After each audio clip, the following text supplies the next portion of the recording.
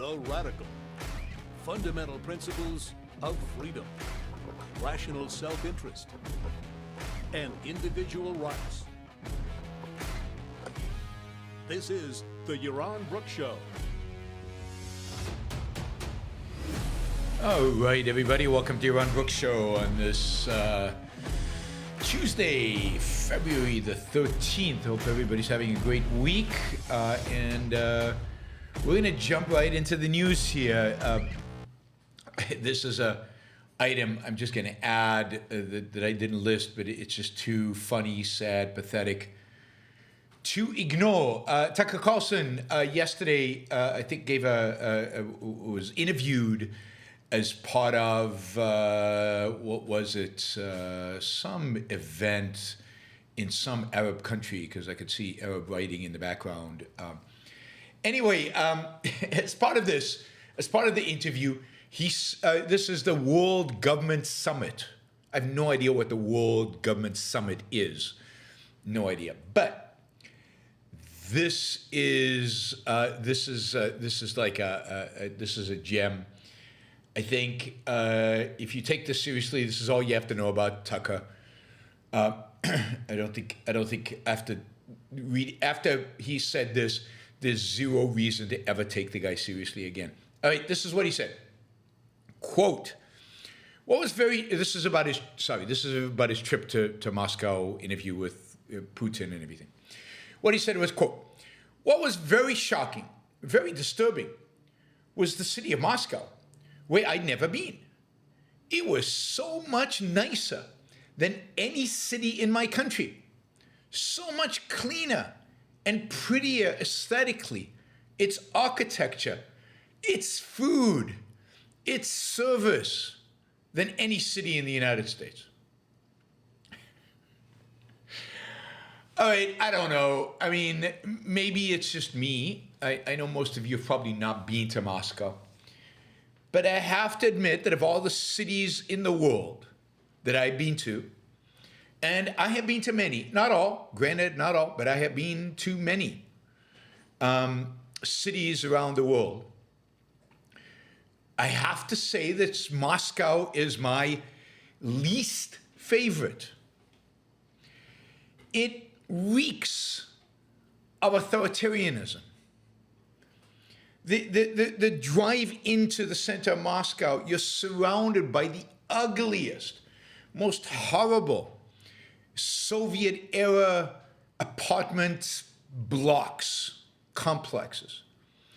It's clear that Russians are pretty poor by the cars they drive and just the environment. The nicest part of Moscow is indeed Red Square. But hell, it's Red Square with Lenin's mausoleum and just the whole idea of it's Red Square and everything that represents. Now, it's true, there is a mall right next to Red Square, and part of those old functioning government buildings have been turned into fancy hotels and fancy malls and stuff like that. But you cannot escape the sense of, I don't know, authoritarian dread that exists in Russia. Talking to people, they're generally relatively unfriendly. The food. Where does Tucker Carlson live? I mean, Moscow's Moscow, but to point out how superior the food is, or even worse, its service. And I won't even get to the architecture. I mean, God. I mean, if you like Soviet architecture, or if you like in the center of Moscow, kind of Russian Orthodox 19th century grand architecture, then it's your style. Oh, by the way, in the mall next to Red Square, there was a guy dressed up as Stalin, and everybody wanted a picture with him. One of the talks I gave in Moscow was in a basement. Libertarians living in a basement felt very avant-garde and underground and secret and scary, and yeah, we don't want the authorities to know what we're doing kind of sense. I mean, The place is dreary. He was there in February. It's dreary. It's cold. I'll read it again. Quote, what was the most shocking, very disturbing, was the city of Moscow, where I'd never been. It was so much nicer than any city in my country. We're talking about the United States of America. You know, so much cleaner and prettier aesthetically. Its architecture, its food, its service than any city in the United States. I mean, that tells you what kind of soul Tucker Carlson has. He has a soul of an authoritarian thug. He has a soul that fits the USSR and not the free spirit of America. Moscow is one of the most oppressive, ugliest, least attractive, least friendly cities in the entire world. And God, I mean to a lot of cities in the entire world. Not much to recommend about Moscow, but that's, and of course, gangsters run the country.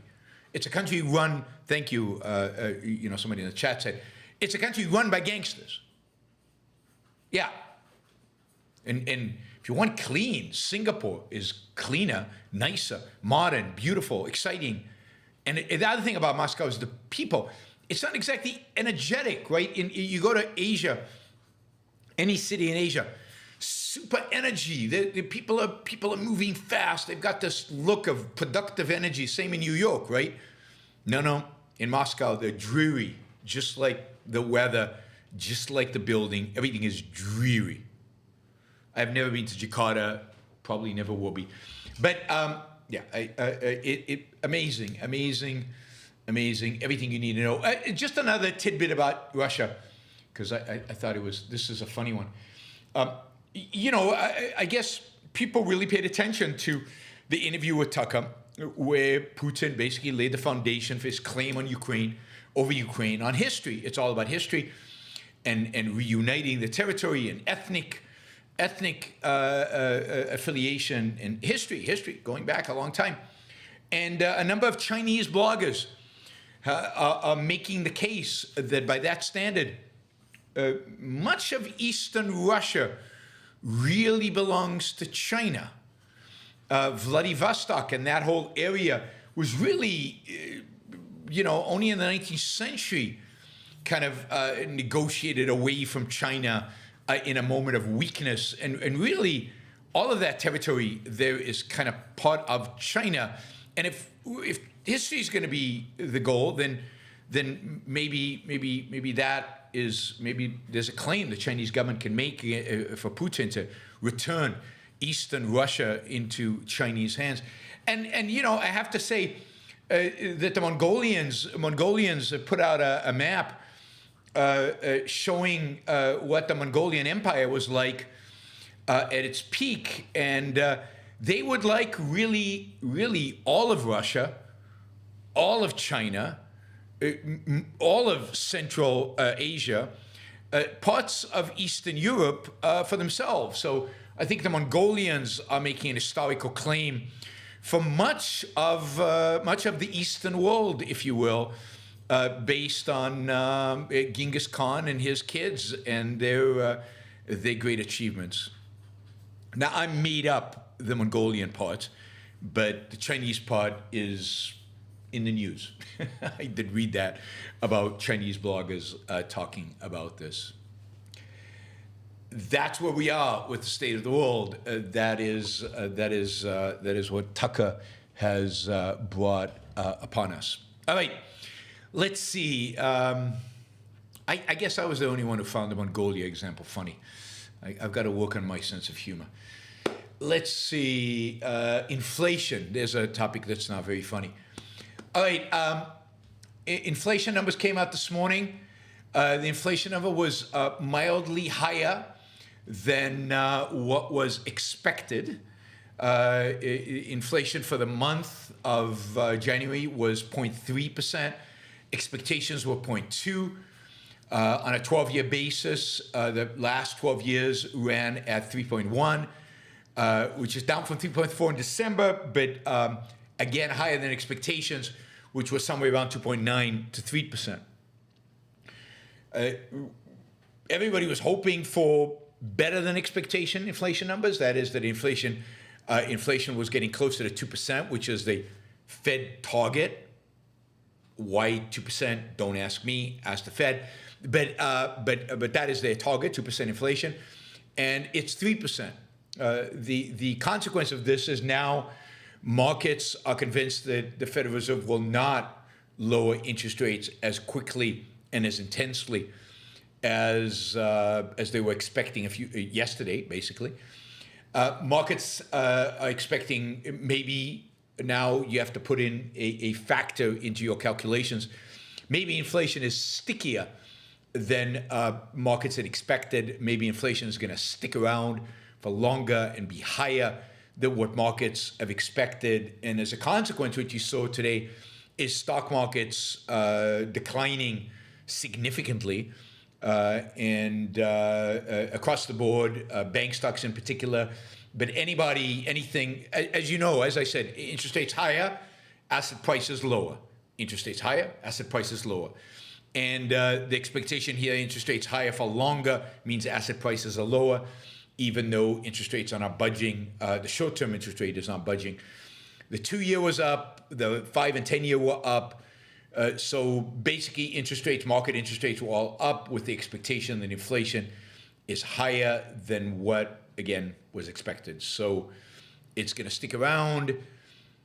I'm not surprised. I'm not sure on what basis people thought that things were going to be hunky-dory all of a sudden, and there were no problems. As far as I can tell, our government remains committed to spending like there's no tomorrow. Whether this inflation will manifest itself now, in the coming year, in 2 years, 5 years, 10 years, how else is government going to get rid of the massive quantities of debt that it is actually taking on if they don't inflate? And it seems pretty certain that one way or another we will get more and more inflation over the decades to come, even if the Fed on this occasion manages to get the inflation down to 2%.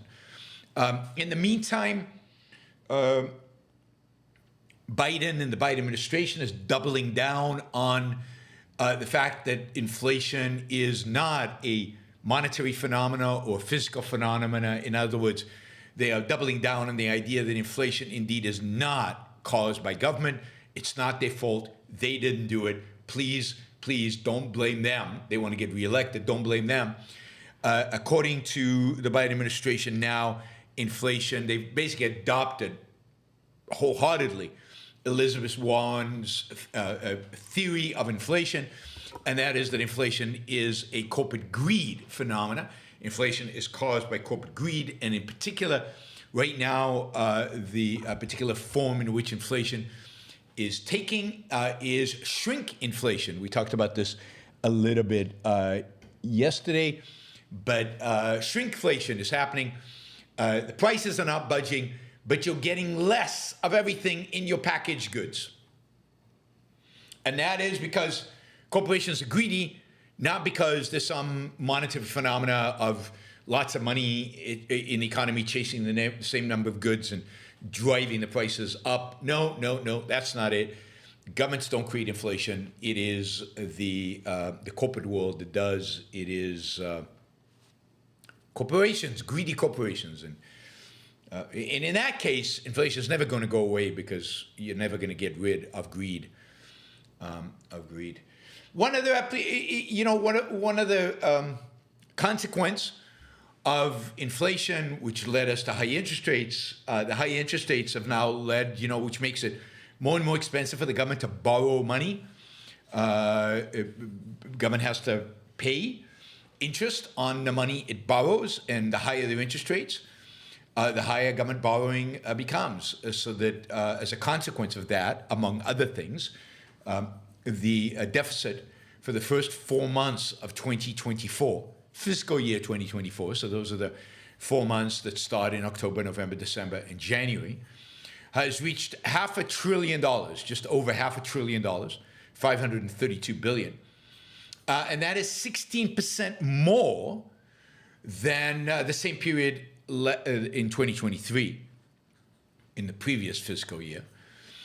Much of that is a consequence of the interest costs, the amount of money that the government just pays on interest on the federal debt. Indeed, the amount of money paid, the interest costs in the 4 months through January was $357 billion, which is 37% increase, a 37% increase from 2023.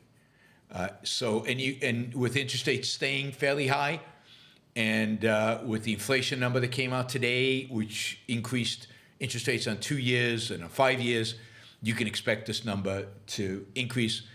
But nobody cares about this. Isn't it fascinating that this isn't in the news? Nobody talks about government deficits. Nobody talks about the interest cost to the Treasury. Nobody talks about the unsustainability of government spending in the way that it is spending. That is not of interest. It hasn't been of interest since Trump was elected. It's just a matter of what do we spend it on, how much do we spend? But there's no question of cutting government spending, being fiscally responsible, and thinking about kind of the long-term future and what is possible given that long-term future.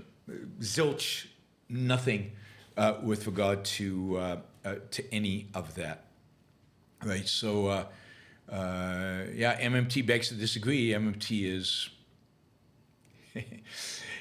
is nonsense, right? Deficits matter. A big part of inflation expectations is caused by deficits, and deficits matter a huge amount. And deficits are getting worse by leaps and bounds, and this, of course, bodes ill for the future of the American economy. But everything's just chugging along really nicely right now, so let's keep spending and let's keep pretending everything is fine. All right, true. The only super chat questions I have are from Michael. Where are you guys? All right, so you can ask questions. Shape the show by asking whatever questions you want. You can use the super chat to do that. It's a button down there. Please consider doing that. Supports the show, and of course, you get your answers. You get your questions answered, not your answers. Anyway, doesn't matter. We have to talk about this again. It's in the news. What can I say? It's everywhere. Trump submitted yesterday at the last minute. Basically, submitted to the Supreme Court. And asked the Supreme Court basically to review the lower court's decisions about his immunity. So both the low court and the appellate court have ruled that his trial should go on, and that he is not immune from all prosecution. The Trump team is asking the Supreme Court to basically freeze the court proceedings while the Supreme Court takes up the case of whether he is immune or not. So he is appealing to the Supreme Court the whole immunity issue, and at the same time asking for an injunction, whereas the court proceedings against him are frozen. Chief Justice Roberts today asked, just an hour ago, I think, asked the prosecutor, that is Jack Smith, to respond. He's got until next Tuesday at 5 p.m. to respond to this emergency application from the Trump lawyers. Basically, the court can do a number of things. It can, after Jack Smith applies, it can basically say, we're upholding whatever the appellate court held. We're basically not taking the case, and the case can continue, right? The case can continue against Trump in federal court. They can say I think they can say the case can continue, and or maybe not. Then, or they can say the case should not continue, and we're gonna hear arguments about this case and make a decision about the base of the case. We're gonna make a decision on that quickly, right? We'll accelerate that, which is what they're doing. What they did with the Colorado case about his eligibility on the ballot, and it looks like they're going to rule that he is eligible. And then the third thing they could do is they can freeze it and say we're just going to take it as a regular course of business. I think that's unlikely. So those are the three options I think they have. I'm not sure if there's a fourth option, but those are the three options they have. Hard for me to say what to expect. I think there's a chance that they don't take the case, that they just let the appellate court's ruling stand. This idea of immunity does seem a little, or maybe a lot, ridiculous. And it could very well be that the court says, yeah, no, we're not taking this. Just the three-court panel from the district court, from the appellate court in Washington is fine, and we're going to uphold that. So it's going to be interesting to see how they choose, and if they choose to hear the case, I do expect them to do it to expedite the process, right? Let's see. I mean, the reality is that Trump is not only appealing to the Supreme Court, but he's also probably going to appeal the district court ruling. There was a 3-judge panel to the entire 11. I mean, Trump basically, in this case, I don't think he expects to win, but is basically doing everything that he can to delay. So this case, more than anything else, I think, is a delay tactics, so that this case, which is related to the January 6th, gets delayed until after the elections. And I think he has a shot at achieving that, unless the Supreme Court shuts it down and just gets the proceedings to start up and happen. All right. That is something we will continue to watch. Let's see. Oh, yeah, the aid package. So the Senate, in a vote, I think 70-29, voted for the aid package, the aid to Ukraine, Israel, Taiwan, and $10 billion, just to throw it in there. What the hell? It's not their money. For rebuilding Gaza. Yep. That definitely serves American self-interest. So they've got rebuilding Gaza, so it's 70-29, yes.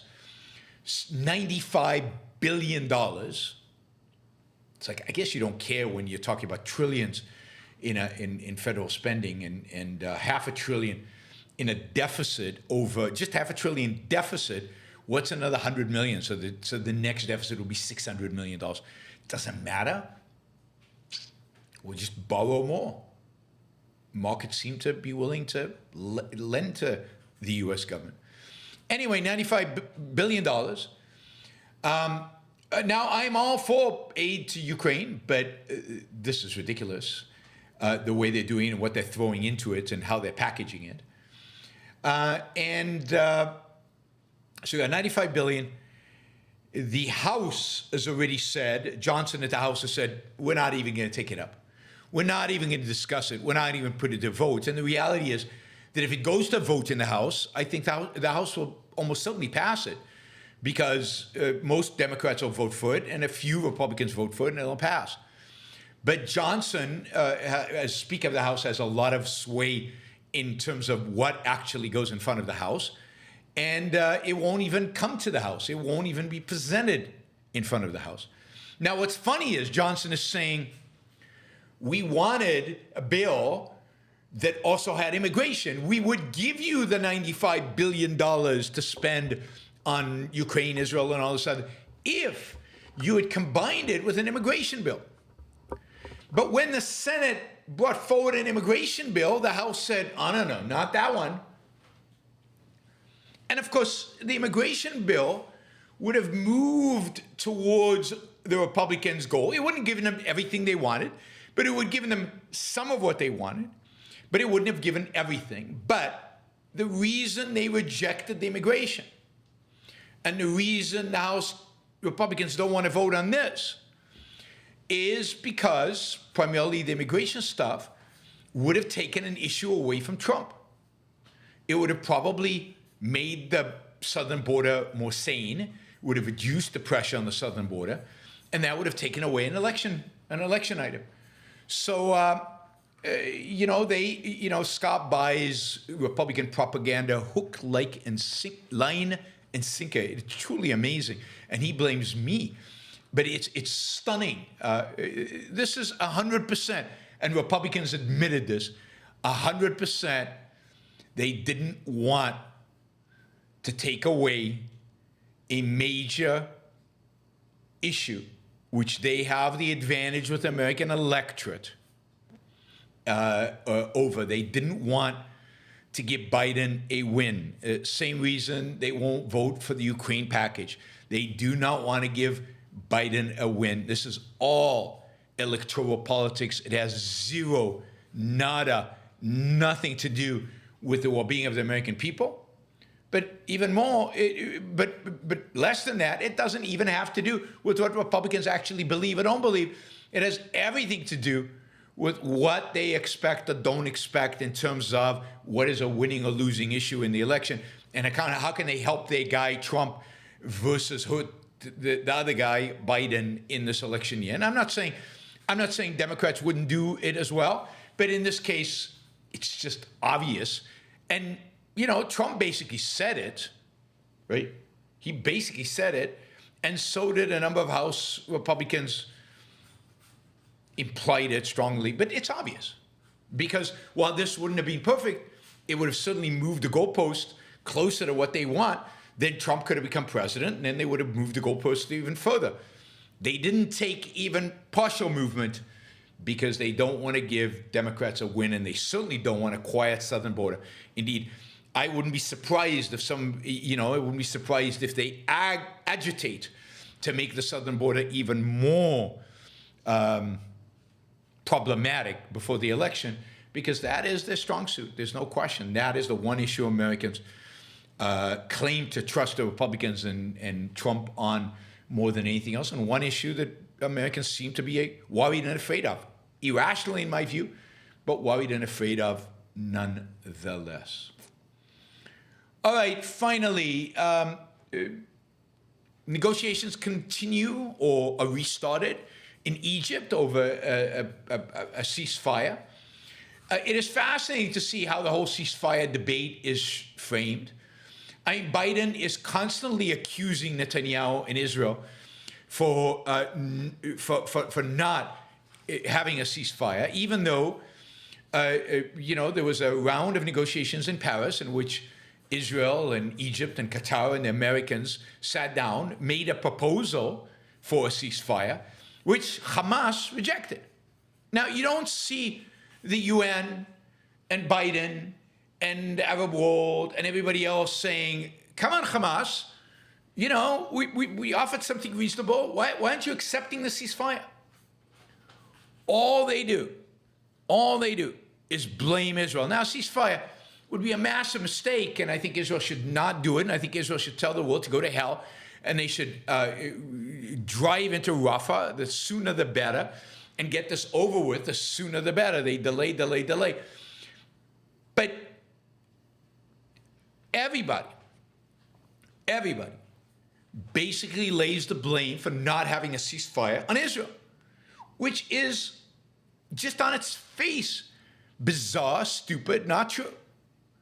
And the fact that the Americans are doing this, in spite of the fact that the Americans are being a part of the negotiations and had a proposal given to Hamas that everybody thought was fair, which in my view was horrible and suicidal, it's just disgusting. And it's Israel is back in the negotiating table, back in Cairo.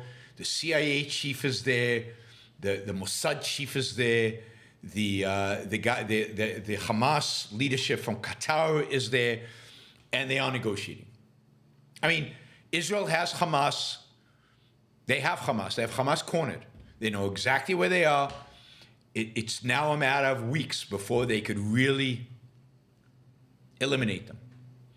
And instead of doing it, they're going to cut a deal. There's no question in my mind that the level of pressure now on Israel, the level of angst is such that they're likely to cave.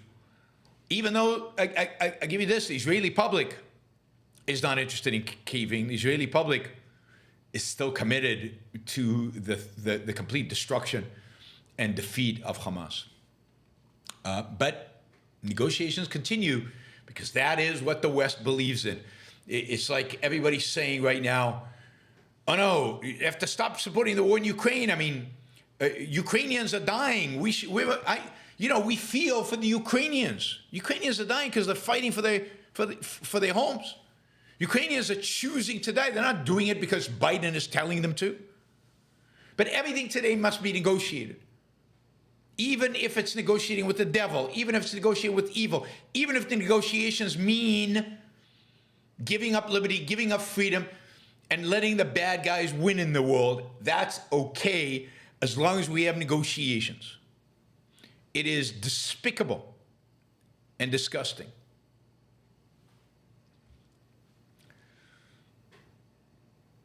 All right.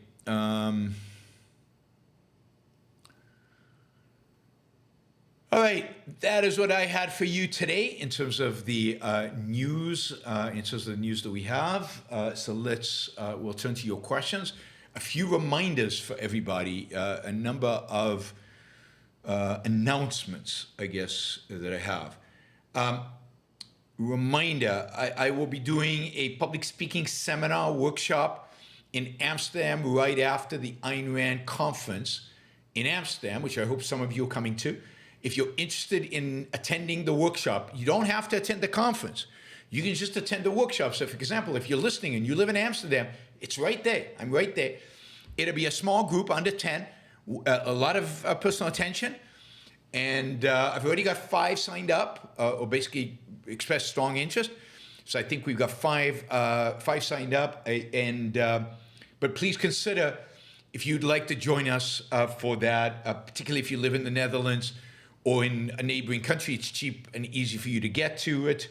From 10 to 5, Monday, March 11th, we'll be doing a public speaking seminar. It'll be a lot of fun, and you guys will have homework. You'll have to present, and I'll critique it, and so on. I'm also planning to do something like that before OCON or after OCON, either just before or just after OCON, probably before. So if you are in the US, if you're coming to OCON in particular, but even if not, and you're interested in a public speaking workshop, and you're not going to come to Europe for it, but you fly to California for it, or you're coming to OCON anyway, please, all you have to do right now is just drop me an email saying, I'm interested.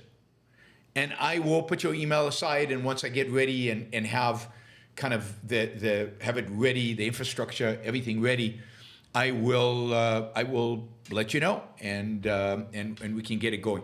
Both the workshops are going to be $750 for the day per person. And again, the one in California, my plan is to have it 10 people or less. So that would be good. Let's see what else in terms of announcements. Yes, I want to remind you all of the Austin Ayn Rand conference that is coming up that the Institute is putting on with Jason and Greg and Tara and Ben, who are going to be the faculty. It should be fabulous. It should be super interesting. Start AynRand.org/start here, where you can find all the information. And for those of you interested in studying objectivism more seriously, lots of great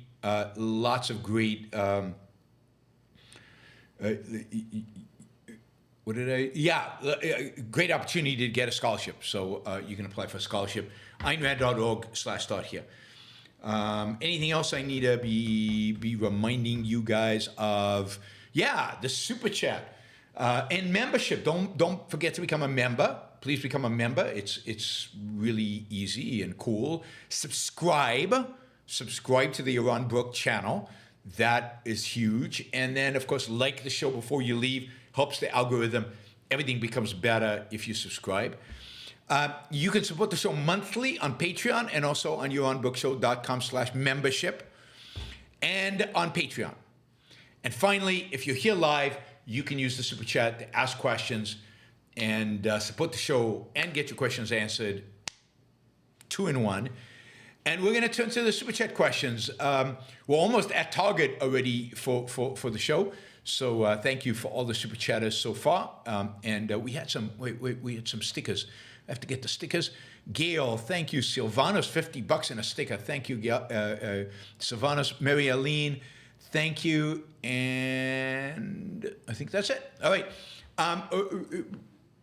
Yeah, and we've made our target. All right, so let me take the $50 question first, which is Dan's question. Dan says, he says, based on a trader principle, is it possible to engage in a trust relationship with a narcissist? Moreover, is it possible to ever consider such an individual a friend? God. I mean, this is a better question for psychologists than for me, but I suspect that the answer long-term is no, but it does depend on how much of a narcissist that person is. My sense is that narcissism comes in degrees. And I would say the more the narcissistic person is, the more they are, completely focused on self in kind of a gratuitous way, not a long-term rational way. The more they're focused on other people, how other people view themselves and their image more than anything else, the less opportunity there is to have any kind of friendship or any kind of relationship. I think, and because they could betray you in an instant. They'll betray you if they get instant gratification somewhere else. If somebody else flatters them more. If somebody else if they can get more emotional pleasure in the moment or more reinforcement or more affirmation from somewhere else. It's a quick flip. I don't think there's any sense of loyalty to values. So I don't think one can have a long-term relationship with somebody like that, a trusting relationship. One would always be looking on the lookout for a flip against you. Now, some people have narcissism in small doses or smaller doses or only in parts, compartmentalized in parts of their lives. I wouldn't rule it out there, but you really have to be careful generally because that tendency is a dangerous tendency. And how it manifests itself could be in ways that hurt you. And remember, in your personal relationships, you've got to be super selfish in the sense of don't get into relationships that are going to hurt you.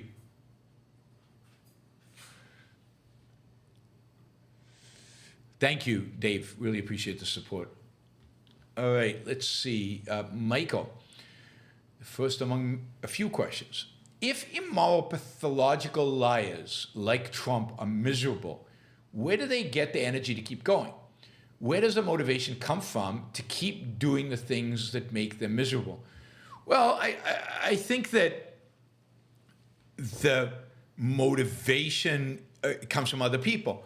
They get their energy from others. They get their energy from the crowd. This is why I think Trump is not Trump without the Trump rally. And it's the Trump rally that really gets him energized, gets him excited, brings out, quote, the best in him. I would argue the worst in him, but the best in him in terms of the demagoguery, in terms of the appeal to the masses. He feeds off of the energy of the crowd, and then he can try out different things too. He can try different slogans, different ideas, and he sees how they respond. I mean, when Trump said the other day that he told this world leader, "I'll encourage Putin to invade you," the crowd went wild. They loved it. I wouldn't be surprised if you see more of that, right? So he feeds off of that energy and off of that support And that's where he gets. Narcissists get their energy from others, second-handed people, social metaphysicians, which is Trump is the master of, get their energy from other people. He is, in that sense, a true extrovert. I don't think he's that energetic and positive and you know, when he's alone. I think that's when he's miserable. So he tries not to be alone too much, right? Anyway, that's my theory. Take it for what it's worth. Mike Dial. The state shouldn't be involved in education. But do you agree with Florida saying this sociology can no longer be a required course at public universities? It doesn't seem like an objective field of study. Neither is theology, right? Neither are a lot of fields of study. Certainly from my perspective. Is theology any more legit than sociology? And I don't think sociology is not a legit field of study. I think most modern sociology is probably BS, but I think sociology, the study of societies and how they develop and how they interact and what shapes them and so on, is, I mean, sociology studies society and the interactions within society and outside of it and what shapes, I guess, cultures. But so I mean, somebody has to determine the curriculum of universities. And the further away that is from government, the better. It should be, this is why for schools, it's usually school boards. And school boards, you know, within a wide range can pretty much do what they want. They can teach evolution, or they can teach creationism, or they can teach both, or you know, and they can decide on the textbook, and they can decide on all kinds of things. At universities, there is a board of trustees. There's a whole, even public universities, there's a whole hierarchy built to make these kind of determinations. Once you start politicizing this process, it's very dangerous. It's very dangerous.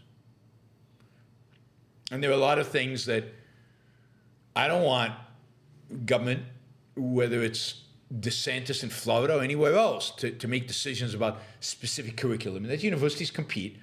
Let students decide. Let it happen. And the fact that we're getting crap, yeah, well, maybe we should do something about it. But to do something about it is not use government force in order to change the curriculum, but do something about it. Don't send your kids to study sociology. Don't pay for their education if they do that. Don't pay for their education if they go to certain universities. Encourage your kids to go to the universities that teach better stuff, things like that. And again, you know, everybody is upset about woke. Yeah, should be upset about woke. But we should also be upset about, you know, religious studies. That's pretty woke. It's just older woke. Older nonsense. Fred Harper. I read, quote, Who Wrote the Bible? And it got me curious about the ultra-Orthodox Jews in Israel. Is there a sense of only Arronites can be priests or any other tracking of ancient lineage? I don't know if I spelled that right. Yeah, Arronites don't exist, but basically you can tell who the priests are by a person's family name. So the priests all have the family name of Cohen. Cohen means priest. And the kind of the subsidiary priests, the second tier priests, are Levi. Any Jew who has a name Levi comes from the clan that were the priests, the secondary priests. So Cohen and Levi are the Jewish priests. Now, to what extent is that practiced today in ultra-Orthodox Judaism and elsewhere? I don't think it is, but I don't know. I'm not that familiar with ultra-Orthodox, what they do. And there are no priests today in Judaism, right? There's no temple. With no temple, there are no priests. If the temple was brought back, I expect the ultra-Orthodox, if they rebuilt it, then the ultra-Orthodox would require that the priests all be from the family of Cohen, and that the subsidiary priests all be from the family of Levi. And because they're cultish, they're ethno, whatever you want to call it, crazy, and they would do that. But rabbis are not priests; they're not considered priests in the sense of a temple, and therefore, so the Cohens say certain prayers in the synagogue that others do not. They say the prayers of the priests marked in the thing, Cohens only.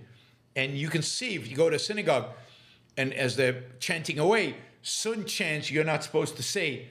Only those in the congregation who are a Kohen can say that, right? Edo Cohen on the chat says, I would be elite in the Iron Age. Yes, and if they ever resurrect the Iron Age by building another temple, you would be the elite again. And even today, if you go into a synagogue and you're praying, you get to pray more than the rest of us because you are more important and God listens to you in ways he doesn't listen to us. That is the story. Anyway.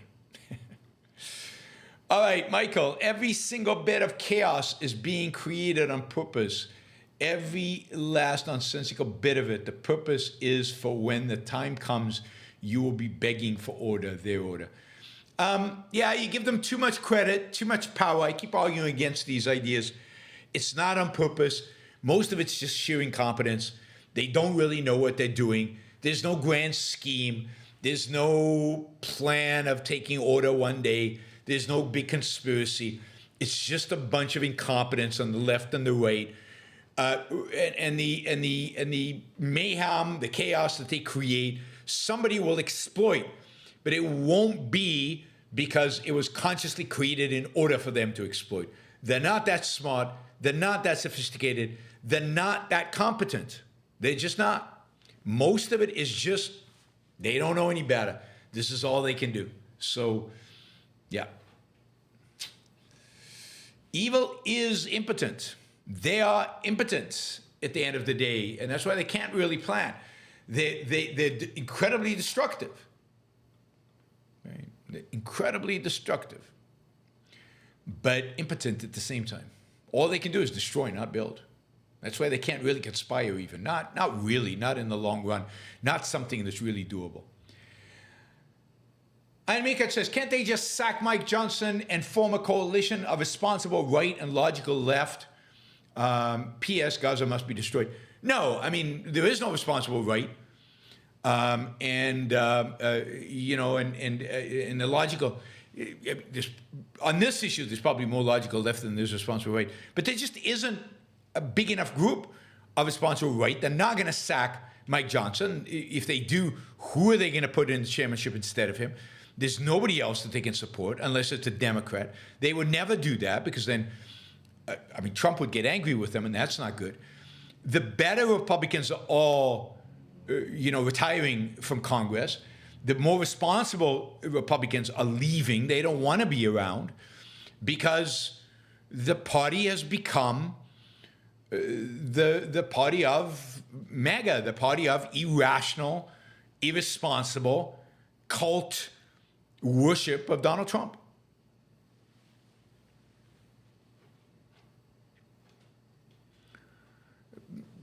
Ben Shapiro is sometimes reasonable when he forgets about Trump. But now that it looks like Trump is going to be, for certain, the nominee of the Republican Party, you will see Ben Shapiro fall into line and almost never question Donald Trump. And that's not reasonable. So Ben Shapiro can be reasonable if he's willing to be himself, if he's willing to actually say what he believes. But he doesn't.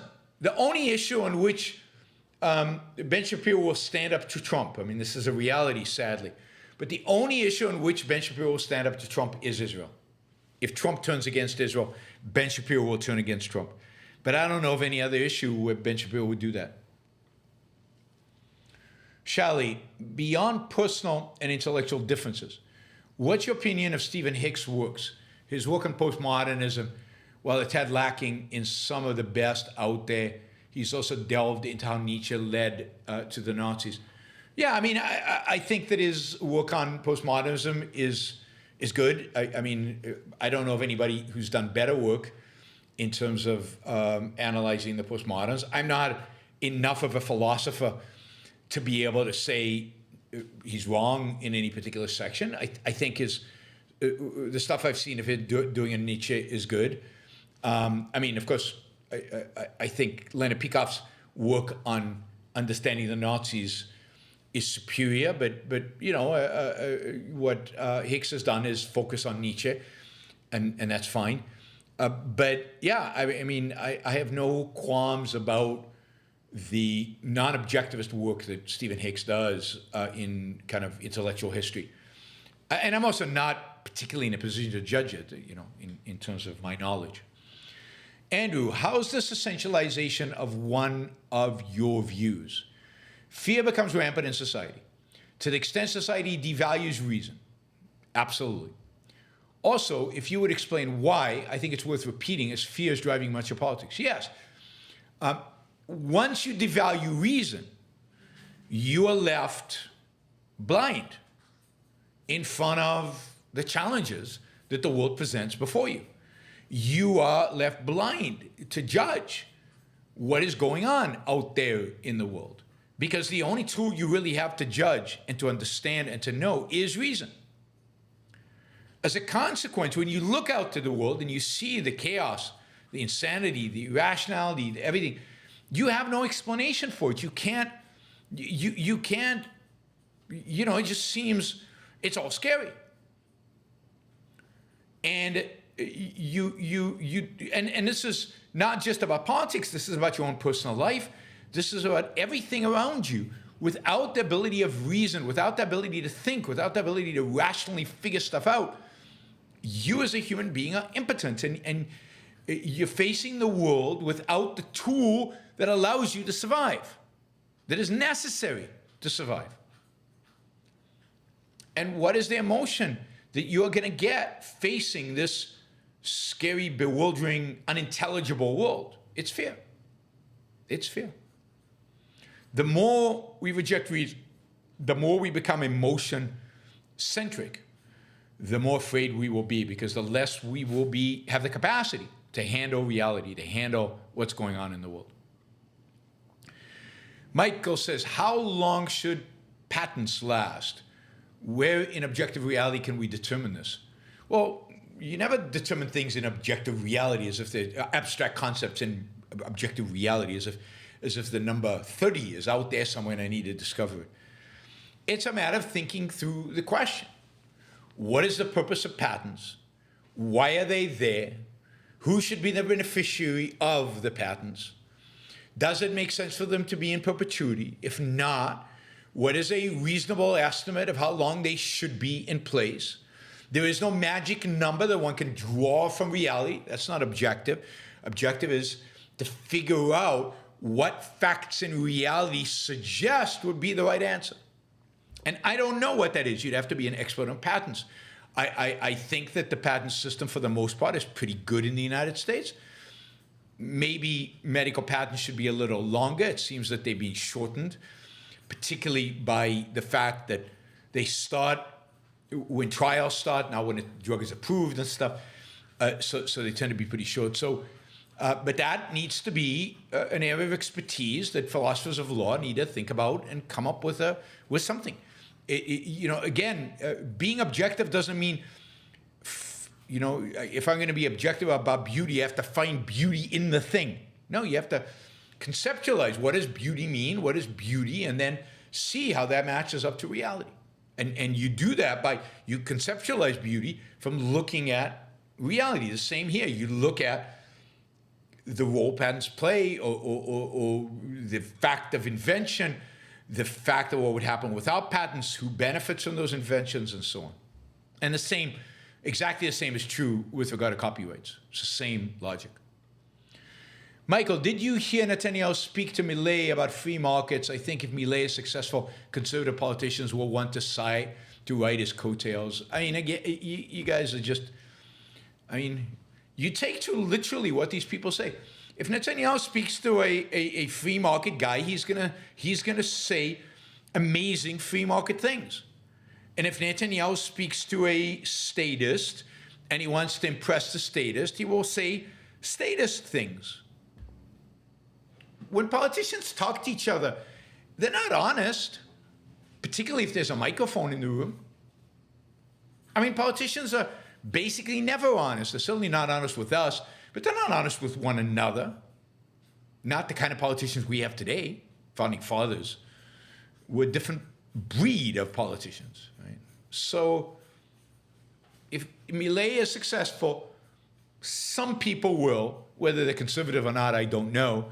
A lot of the free market reforms that happened starting in the 1980s were instituted by people on the left, not people on the right.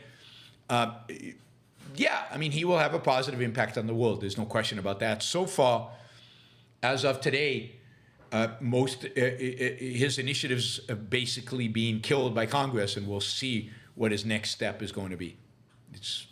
This is a long slog to get what he wants passed and approved in Argentina. Big Worm, I agree we have to deal with Russia, but I feel like we are just another funding the meat grinder, not winning.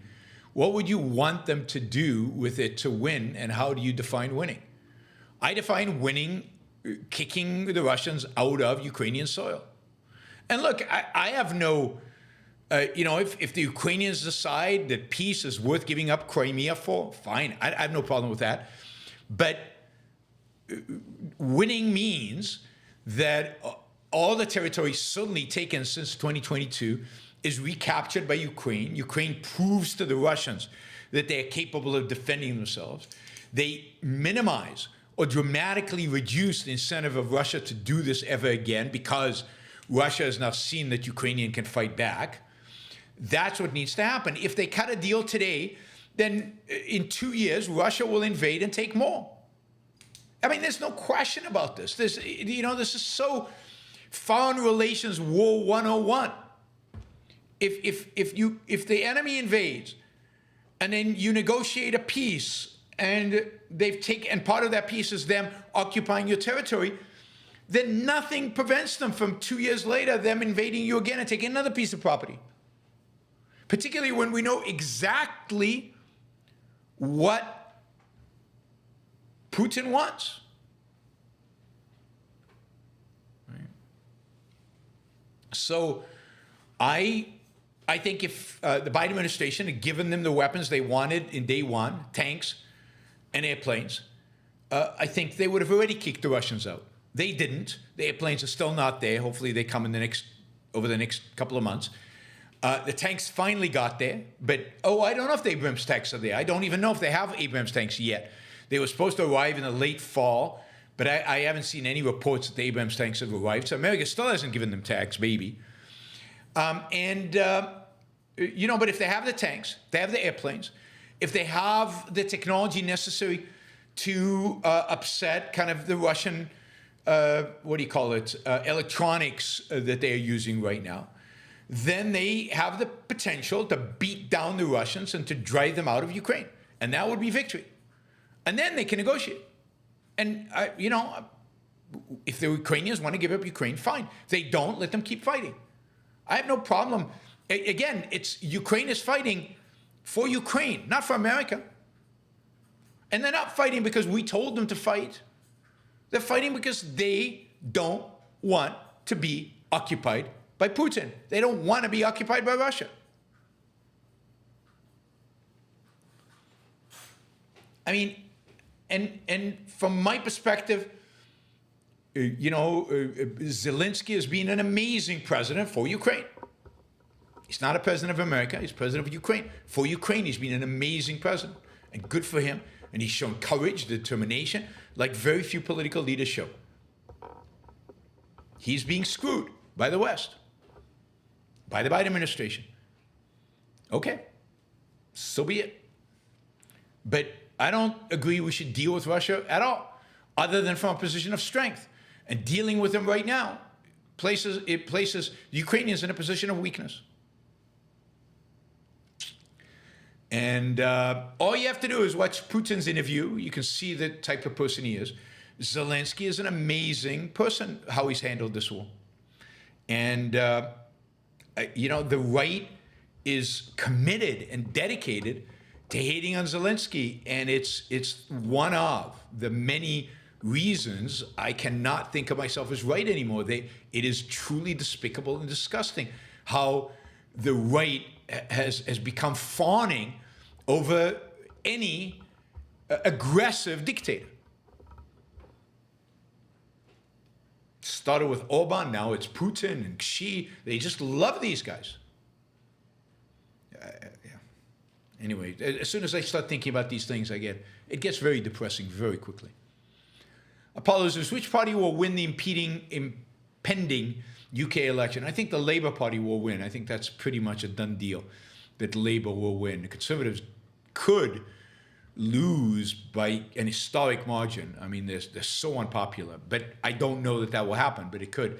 But I'm pretty sure that Labour will win that election. Frank, what is the concept of right of return which addresses do Palestinians return to?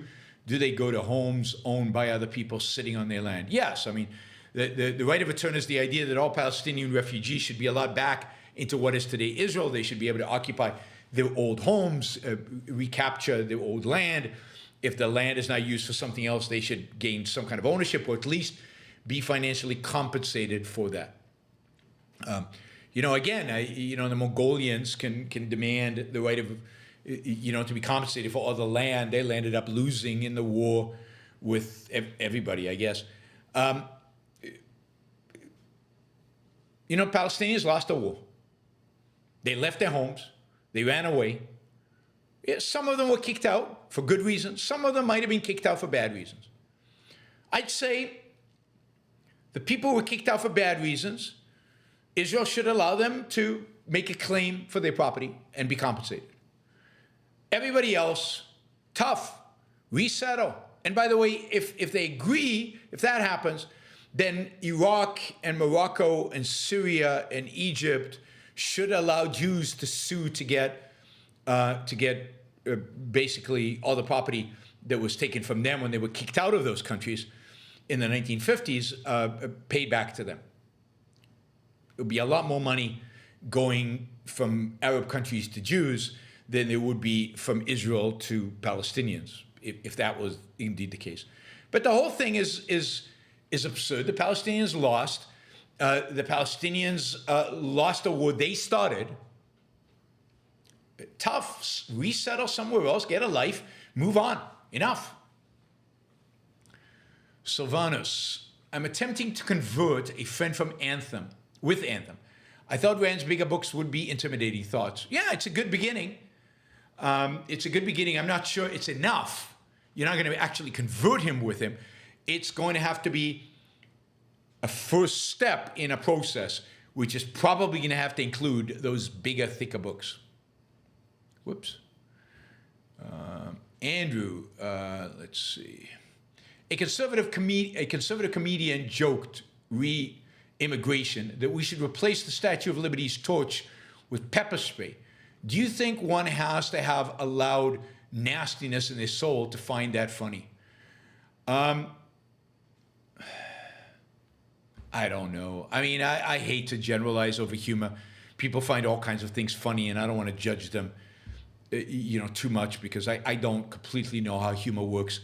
I'm sure I find some stuff funny that is probably wrong. But anyway, I think they're replacing the Statue of Liberty torch with pepper spray is a pretty good joke, making fun of the absurdity of America building walls. So actually, I think it makes complete sense as a joke. On Ukraine again, this is a big one. To clarify, men deal with as in fight back. Okay, then I agree with you.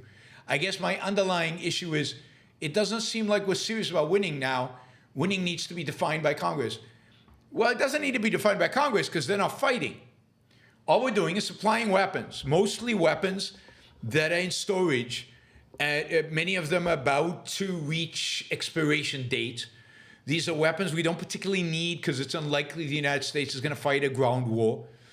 So it's not like we're writing them a check necessarily, and it's not like we are going to fight.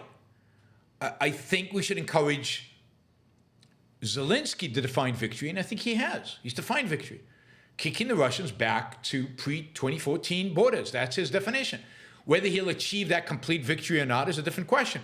But he's defined victory, and we're supporting it. So Congress doesn't have defined victory. If American troops are on the ground, Congress would have to define victory. And it never does. Look, America is pathetic when it comes to wars. You're tempted to say, don't do anything militarily, because when you do, you're so pathetic at it, we always lose. But what we, as an intellectual, have to advocate for is, right? What I, as an intellectual, advocate for is fight. This is what you need to fight, and you have to do it right. And if they ignore half of what I say, then they've ignored half of what I say. There's nothing I can do about it. Mati says, first time super chat. Thank you. Really, really appreciate that. Now with the benefit of hindsight, how do you feel about the COVID lockdowns? Love the channel. Keep it up. I hate the COVID lockdowns. I hated them at the time. I've got long rants. Maybe Christian, if you're listening, maybe we can republish some of my long rants about how evil the lockdowns were and how pathetic Americans were for succumbing to them.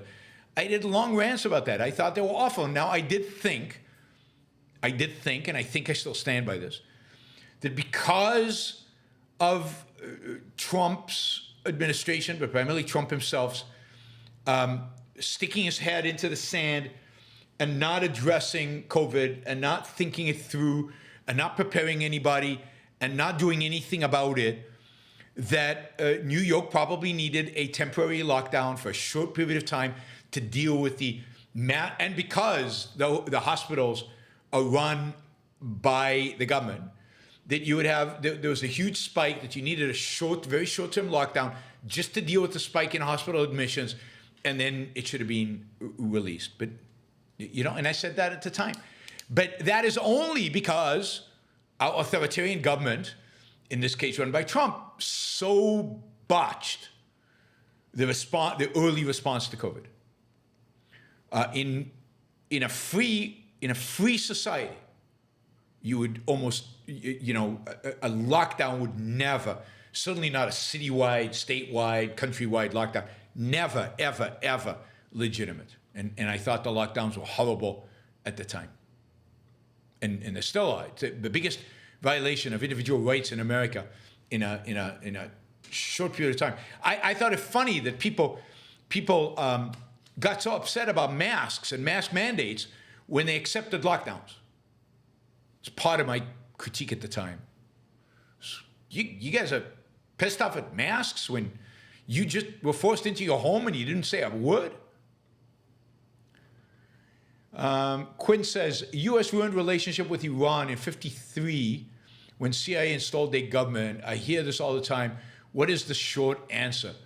The short answer is that the CIA did help. It didn't do it single-handedly. It was Iranians who did it. The CIA helped depose a socialist government in Iran, and it was replaced by a Shah, by a king, who turned out to be pretty good for the Iranian people in the sense of westernizing their country, but also, as most dictators are, even so-called benevolent ones, pretty brutal and resulted in great oppression. But the idea that anybody in Iran is motivated by what happened in 1953 is bizarre and untrue. And the reality is that the biggest victims of the Iranian regime today are the Iranians. And that has nothing to do with 1953. That has everything to do with the Islamic jihadist totalitarian, not authoritarian regime that is there. And you can pretend it's all America's fault. People love doing that. But that's just bullshit. You know, again, Mongolia wants its empire back. How far back are you going to go?